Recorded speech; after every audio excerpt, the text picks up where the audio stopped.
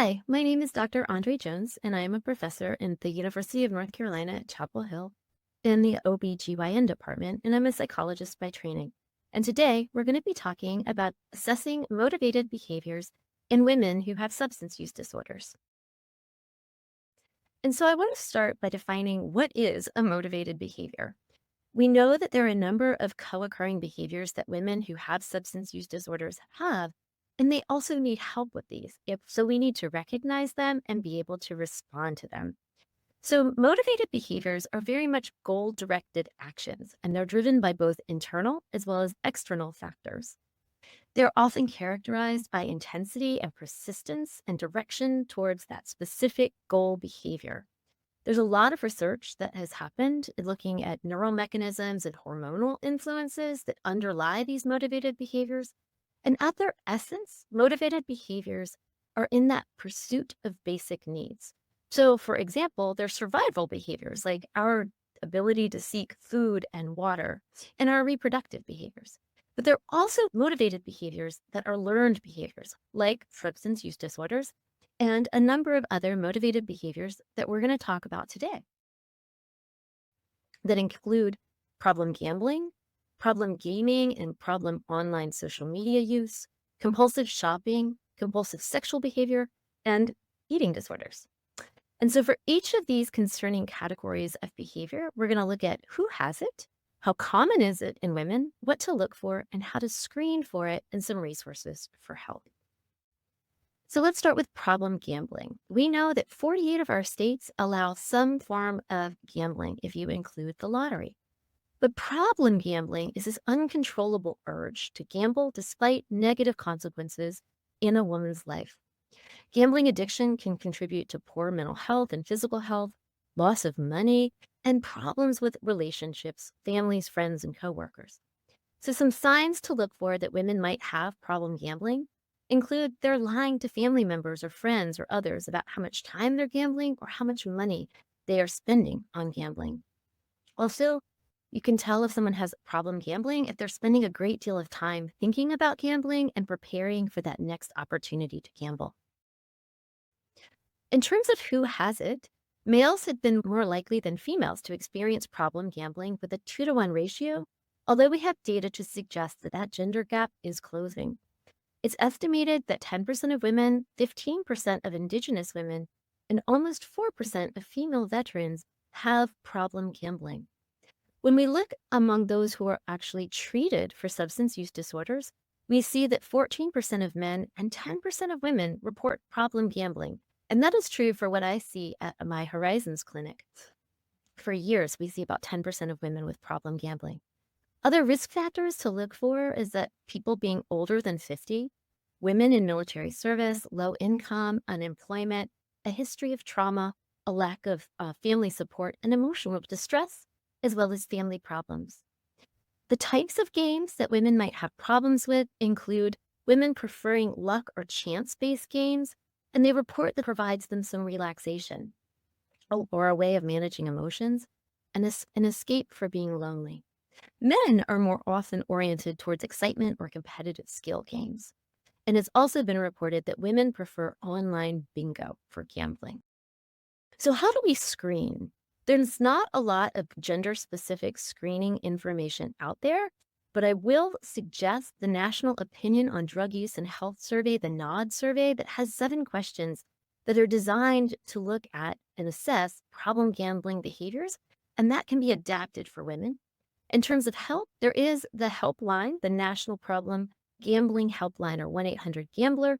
And in terms of behavioral therapies, cognitive behavioral therapy and mindfulness has been used. And there's some early reports about medication, but these are still preliminary. Let's look at problem gaming and social media behavior.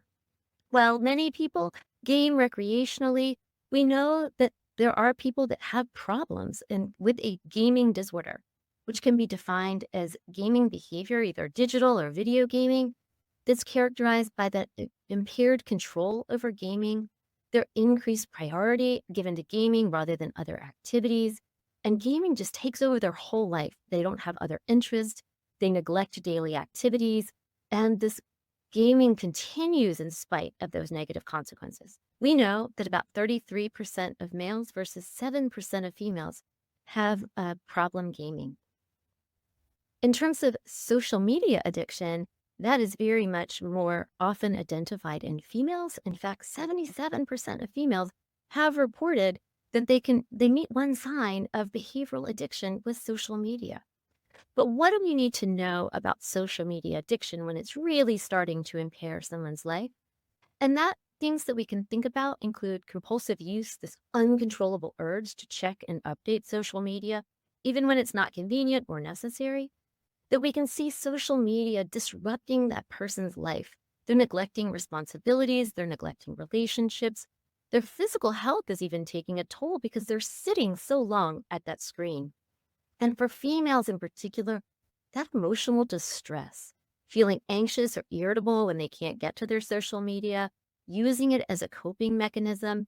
And we even see signs of deteriorating mental health in terms of anxiety and depression. And so, what can we do to screen for game addiction? There is a game addiction scale that has seven items on it that can be used, and it's very much structured to look at the extent of gaming behavior and its impact on daily functioning. And then, in terms of social media behavior, there's the Bergen Social Media Addiction Scale. And this is a very concise and effective tool for evaluating the extent of social media addiction. In terms of research on treatments for gaming and social media addiction, these are very much in their infancy, but do know for gamings, there's a Gaming Anonymous, and you can call the 988 number that SAMHSA runs for mental health help, and then counseling that includes cognitive behavioral therapy and including a digital detox can be some effective strategies. Let's turn now to shopping behavior. We know that there are people out there that have compulsive shopping disorder. And this is very much a preoccupation with shopping, that anxiety, buildup of getting a purchase, that sense of relief when they bought it, and that rush of excitement when they open the box. And then it all goes away and that cycle starts again.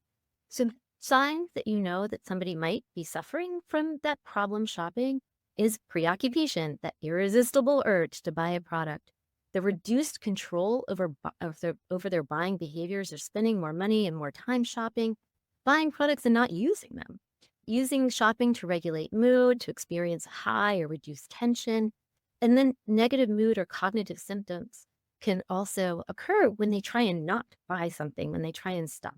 And then, of course, continuing to shop despite those negative consequences. It has been reported that somewhere between 21 to 46% of compulsive buyers also report substance use. There is a scale, the Bergen Shopping Addiction Scale, that can be used to evaluate the extent to which someone has these compulsive buying or possibly shopping addiction. In terms of help, we know that group psychotherapy can be effective as well as cognitive behavioral therapy. And I encourage you to also look at the SAMHSA's online treatment locator and call 988. Let's turn now to sexual behavior. We know that compulsive sexual behavior is significantly prevalent among women who have substance use disorders. It is also important to distinguish the economic survival need. So often we see women come into substance use disorder treatment, and the way they have survived and made money is by sex behavior. That should be differentiated from compulsive sexual behavior. And with compulsive sexual behavior, we know that women that struggle with addiction are more likely to exhibit behaviors that are associated with this compulsive sexual behavior. So some key points to think about when you're out talking with the women that you're serving is that high occurrence, right? We know it overlaps a lot, and particularly with stimulant use disorders. Risk factors for compulsive sexual behavior include early life trauma, negative life events, poor coping mechanisms. And we need to also think about the extent of risky behavior. To what extent are women putting themselves in very risky situations, unprotected sex, and the risk of sexually transmitted infections? And finally, our treatment implications. Due to this considerable overlap between substance use disorders and compulsive sexual behavior, we really need to make sure that we're asking about it and including it in our treatment plans. There's a sexual addiction screening test that can assist in assessment of sexually compulsive behaviors. including looking at setting up a treatment plan that can include mindful based approaches and also thinking about the economics of this behavior and how it relates to the woman's life. Resources are many. There's a Sex Addicts Anonymous, there's the National Hotline again, and then New York also has a Sex Addicts Anonymous line that's for women only. Finally, I want to touch on eating disorders. We know that they occur more often in women than men, but we also know that men are vulnerable to eating disorders.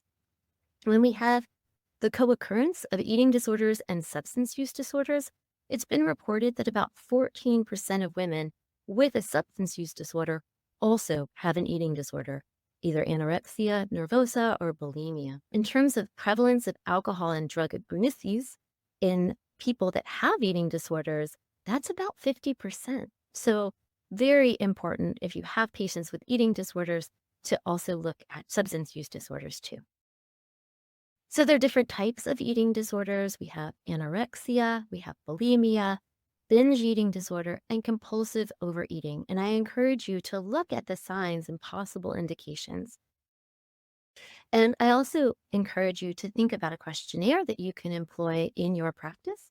The SCOFF questionnaire is one, which has 5 questions that just asks about self-induced vomiting, worry about losing control over eating, having lost weight and being concerned about it, being concerned about being called fat, and then food dominating their life. Sometimes patients can get very defensive about being asked questions about their food intake or eating disorders. So you want to make sure that you normalize that screening like you would normalize all other screening questions for the other motivated behaviors. And when treatment is needed, it is incredibly important that you are working with an eating disordered specialist as part of that treatment program. In terms of treatments, particularly for pre-adolescents and adolescents, the Maudley approach, which is a very much a family-based treatment approach, has been found to be efficacious and effective for anorexia nervosa and as well as for bulimia. And then cognitive behavioral therapy has been well used for other adults. There's a myriad of resources for eating disorders, including Overeaters Anonymous, as well as Eating Disorders Anonymous, and then many others. So just to conclude, women who have substance use disorders are at risk for a variety of other maladaptive behaviors that can include problem gambling, problem gaming, and problem social media use, compulsive shopping, compulsive sexual behavior, and eating disorders. And so I encourage you to remember that all women deserve to be screened for these issues and then given resources to help them if they screen positive. Because when we can address these behaviors, we can improve the chances of a full recovery and a full treatment for substance use disorders because these things go hand in hand. Thank you so much.